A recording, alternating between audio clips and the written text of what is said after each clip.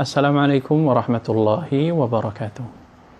Kaum muslimin dimanapun berada, sudah dekat kita menjelang garis finish di bulan Ramadan yang senantiasa diberkahi oleh Allah Subhanahu wa Ta'ala ini.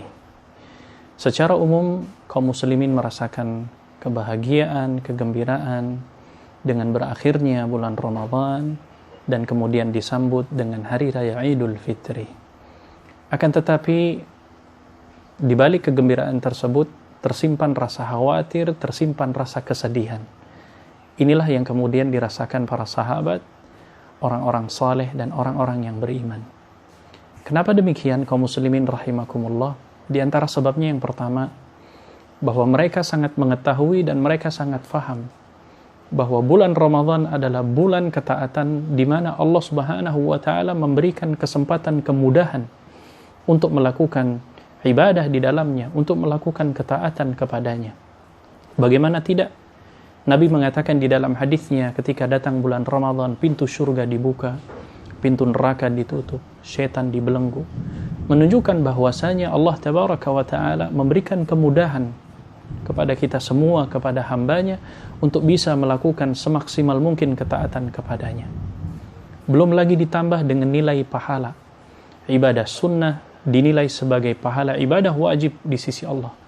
Bahkan ibadah wajib dilipat gandakan menjadi balasan yang tidak terbatas di sisi Allah Subhanahu wa Ta'ala. Oleh sebab itu, kesempatan yang besar ini belum ada yang menjamin diri kita untuk bisa kemudian bertemu dengan bulan Ramadan di tahun yang akan datang. Itulah yang menyebabkan mereka bersedih dan mereka mengkhawatirkan dan mereka berharap untuk bisa bertemu kembali di tahun-tahun yang akan datang. Sebab yang kedua, bahwasanya bulan Ramadan adalah bulan ampunan. Bulan di mana Allah Subhanahu wa Ta'ala membuka lebar-lebar ampunannya kepada siapapun di antara hambanya yang memohon ampun, maka Allah akan memberikan ampunan di dalamnya. Yang menjadikan kesedihan dan kekhawatiran adalah jangan sampai kemudian Ramadan berduduk bersama dengan kita, Ramadan berada di samping kita, lantas kemudian ia meninggalkan diri kita, kemudian kita belum mendapatkan ampunan di sisi Allah Subhanahu wa Ta'ala.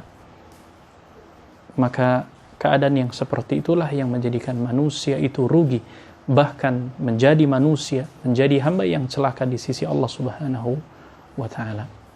Kaum muslimin yang dimuliakan Allah Subhanahu wa Ta'ala, kalau kita merasa belum maksimal di awal-awal bulan Ramadan, maka kita tumbuhkan kesungguhan, kita pacu untuk mencapai target-target yang sudah kita rencanakan di awal Ramadan.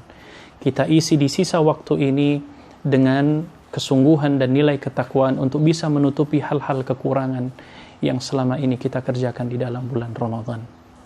Esensi keberhasilan seseorang di bulan Ramadan bukan dilihat aktivitas ketika berada di bulan Ramadan, akan tetapi keberhasilan seseorang di dalam madrasah Ramadaniyah adalah kita lihat di 11 bulan yang akan datang, apakah ia tetap menjadi seorang insan, menjadi seorang hamba Allah Subhanahu wa Ta'ala yang konsisten di dalam rangka menjaga nilai-nilai ketaatan, amalan yang sudah dirajut dengan baik.